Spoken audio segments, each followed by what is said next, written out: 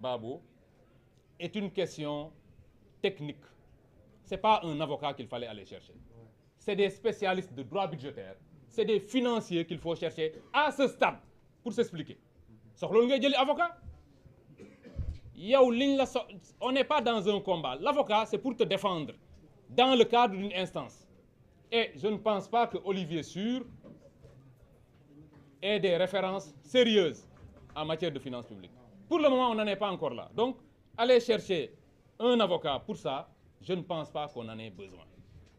Et je l'ai dit aujourd'hui, la dette cachée, Macky Sall ak ñoñam, à savoir ñoom Aïssata Tall Sall qui le défendent, mënuñoo wax dans ce pays ba nit ñi jàpp ni dette cachée amul. Dama bëgg retourner affaire bi neneen. Une dette mooy lan mooy loo leb. Le gouvernement du Sénégal, attaché à la transparence, dès qu'ils sont arrivés, le président et le Premier ministre ont dit « Nous allons gouverner dans la transparence et la vérité ». On va dire la vérité aux Sénégalais. Vous pensez que nous allons aller inventer, parce que la dette cachée, c'est une déclaration pour nous. C'est de dire qu'il y a 4 850 milliards qui sont quelque part, qui sont une dette. Mais quand on le déclare, ça veut dire qu'on va le payer.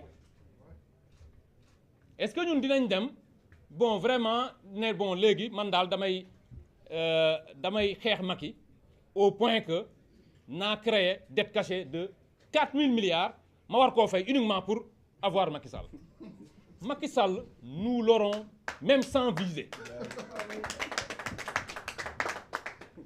jarul ñuy def benn affaire c'est mooy nit ñi nga xam ne dañuy taxaw sa kanam tu tires sans viser et tu l'atteins.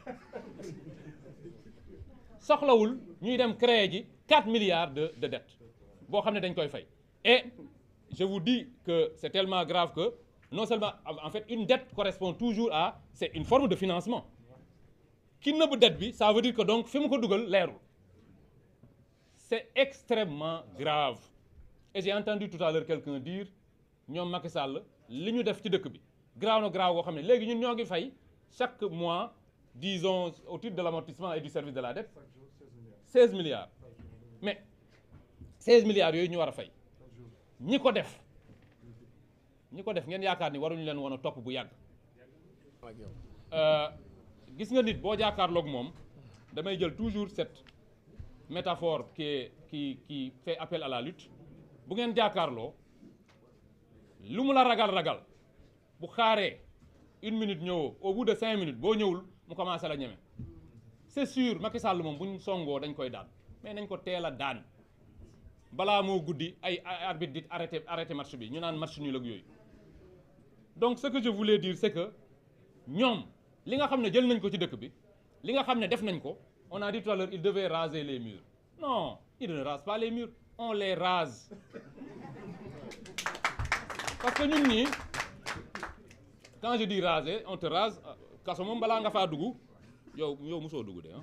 si d'accord bon balaa nga faa dugg dañ lay wat. Mais il faut les raser. Dëkk bi ku def loolu dañ la war a wat nga dem tu vas en répondre. Loolu noonu la dëkk di doxee. Macky Sall li mu def nii te lii nii lu ndaw la par rapport ak li nga xam ne moom lañ ko war a mën a reprocher yëpp mooy li may wax la réponse politique proactive. Dañu leen a seetaan ba ñoom je vous ai dit il y a quelques semaines commencé nañ jàpp confiance. Tout à fait au départ nous n'entendions pas parler le président de la République, l'ancien président de la République et ses acolytes, ses suppôts de l'APR. Mais tey jii wax nañoo wax ba commencé sax wax ni ñoom dañuy porter plainte. Ça veut dire quoi? Ça veut dire que la stratégie pour ñoom c'est il faut juste faire diversion. Gars yi ñu ngi ñëw ci man mais pour gëmloo ni man defuma dara man naa leen njëkk a song naa leen attaquer. Et c'est en cela que je considère que il faudrait que la reddition des comptes soit complète. Te ki gën a nekk cible ki nga xam ne moo fi gën a def loo xam ne war nañ koo mën a topp c'est Macky Sall. Macky Sall a mis en place un système global de prévarication, de tricherie. Tout était faux sous Macky Sall. Tout était faux. Li vrai woon li nekkoon dëgg mooy lui il s'appelait Macky Sall et les noms de ses ministres. en dehors de ça loo dugg rek ay naxa nga ca parce que la manipulation suprême dans un état waa FMI sax mënuñu koo gëm. Les gens ne savent pas qu'il était possible pour un État en 2020 et quelques de pouvoir par des micmacs budgétaires parvenir à cacher, à soustraire une dette de la lisibilité. Ils ont été très très forts. li ñu def kenn mësu koo def moo tax ñu nit ñu war a def loo xam ne kenn mësu koo def mooy tous ceux qui de près ou de loin ont eu quelque chose à voir avec cette dette-là nga xam ne dañoo engagé inutilement le peuple sénégalais, violant toutes les règles, s'immisçant dans les compétences de l'Assemblée nationale. Ñooñu dañ leen a war a wër et on doit les sanctionner. Aujourd'hui, Macky Sall il anticipe sur ces questions-là. Xam na ni les vraies questions, pour moi li ñu war a toppee Macky Sall ce n'est même pas ça. Les vraies questions, c'est l'ensemble des personnes qui entre 2021 et 2024 ont subi soit un emprisonnement sans cause, soit une torture sans cause, soit un assassinat. Parce que ñi ñu fa rey bari nañ et tout cela ça retournera sur Macky Sall te bu delloo ci Macky Sall et c'est par là que je vais clôturer bu delloo ci Macky Sall ça retournera sur son parti. Le parti APR ne peut pas survivre à ce qui va arriver dans quelque temps. Mënta nekk parce que dans l'histoire du Sénégal jamais aucun parti ne s'est permis cela. Ils se sont permis des choses, ils ont été à la place de l'État organisant une justice parallèle. Justice parallèle mooy lan fii état rek moo am droit wu rey nit sous certaines conditions ñoom jël nañ ay nervi yu rey nit fii état rek moo am droit jàpp la indi la. Il y a parmi les pastefiens am na ñoo xam ne du police moo leen jàpp c'est l'APR qui c'est comme si man ma jël la sécurité actuelle d'Ousmane Sonko et je me mets à arrêter des Sénégalais. C'est ce que faisait l'APR. Loolu tax na bu ñu demee nii tout cela ne passera pas. Ces anticipations, ces constructions intellectuelles, ces convocations de petits sorciers blancs sans profondeur intellectuelle, loolu mënu leen cee génne. Nous arriverons au moment où tout le monde au niveau de l'APR, et c'est pour ça en tout cas que moi je me bats et je considère que c'est pour ça que les Sénégalais nous ont élus, nous arriverons à un moment critique où les gens de l'APR répondront et l'APR va mourir de sa belle mort. Je vous remercie.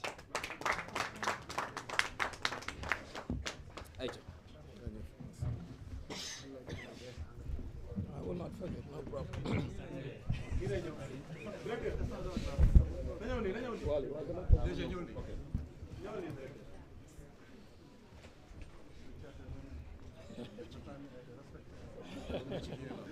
Certains l'ont respecté, certains l'ont respecté, mais pas tout le monde. Waaw baar romb na. C'est bon.